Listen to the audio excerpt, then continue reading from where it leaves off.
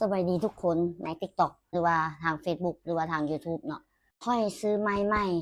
แต่ค่อยก็บ่ได้ศึกษาเนาะว่าไม้ตัวนี้มันจะเป็นแนวใดชื่อนี่แม่น Victor Dollar Speed 100X Ultra ค่อยก็บ่เคยใช้จักเทื่อค่อยก็ลองซื้อมาเบิ่งผ่านมาค่อยใช้แต่ Yonex ก่อแล้วค่อยบัดนี้ค่อยมาเปลี่ยนVictor เบิ่ง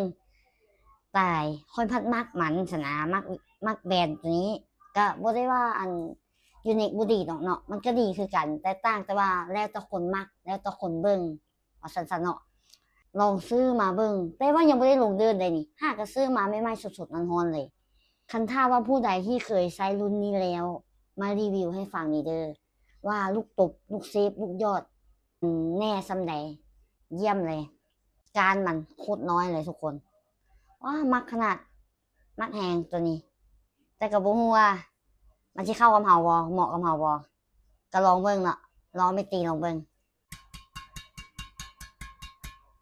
27ปอนด์ทุกคนบ๊ายบาย